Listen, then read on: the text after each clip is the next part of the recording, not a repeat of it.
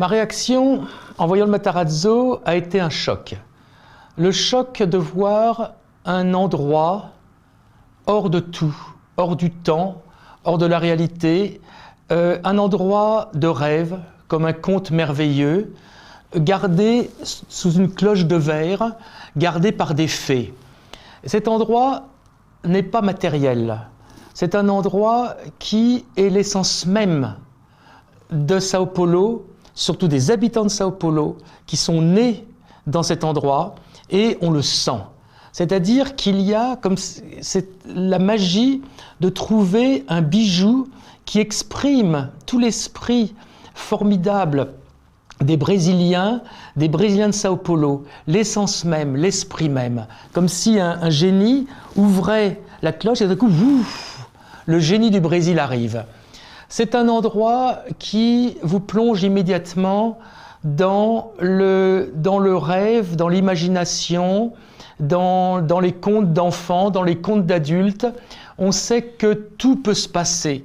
Et ce n'est pas du tout, comme on aurait pu le croire, un endroit mort. C'est un endroit de vie, qui a donné la vie et qui va encore donner la vie.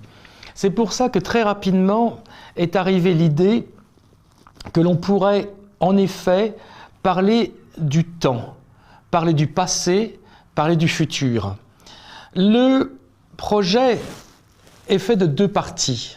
Il y a le dessus, que l'on voit aujourd'hui, qui s'appelle le Matarazzo, et il y a la terre du Brésil en dessous.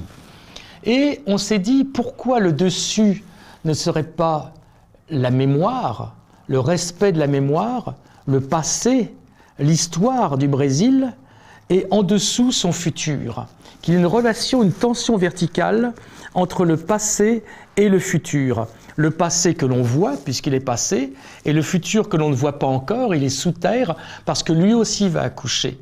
C'est-à-dire que dans cet endroit du passé, les hommes ont accouché, dessous, l'esprit pourrait accoucher, la créativité. Donc vous voyez, on n'est pas ici dans le béton, on n'est pas ici dans le business, on n'est pas dans la matérialité, on est dans la symbolique. Pourquoi je fais ce projet ? Eh bien, comme tous les projets qui méritent d'exister, c'est des projets qui ont une finalité humaine. C'est-à-dire, c'est pour donner quelque chose à nous, les humains. Et si on veut vraiment donner avec honnêteté, il faut qu'il y ait tout un processus qui soit humain. C'est-à-dire qu'à la base, il faut une rencontre humaine et il faut une histoire d'amour humaine. J'ai rencontré il y a plusieurs années Alexandre Allard. Et immédiatement, et c'est un petit peu ma spécialité de comprendre assez vite la valeur des gens, j'ai vu un être exceptionnel, rare, surtout à notre époque, un grand aventurier, un grand constructeur, un grand bâtisseur, quelqu'un qui a une vraie vision, une vraie folie presque, qui prend des risques.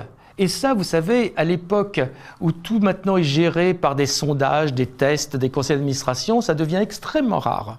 Donc, immédiatement, je suis tombé amoureux. Car pour moi, c'est important de travailler avec des gens comme ça. C'est eux qui font. Nous, on rêve, mais simplement, on cristallise leurs rêves. Donc, avant tout, il y a Alexandre Allard et sa vision. C'est un projet très long, très difficile, très lourd, mais c'est presque pour moi, presque un testament. C'est presque une légation de laisser ça, parce qu'on y met tellement de nous-mêmes, on y met tellement de rêves, que ça ne peut être qu'intéressant, ça ne peut être que fertile pour les gens qui vont y venir. Heureusement que les bâtiments du Matarazzo ont été protégés. Il y avait tellement de projets dessus, des projets cyniques, des projets vénaux qui allaient le détruire. Heureusement, remercions qu'ils aient été aussi bien protégés. Alors certains voient la protection comme un empêchement à la créativité. C'est pas vrai. La protection, quand elle est intelligente, c'est sûr, c'est plus dur, c'est plus compliqué, mais ça monte le niveau de la qualité. C'est-à-dire qu'il faut arriver à créer, mais en respectant. Ça tombe bien, c'est ce que l'on voulait faire.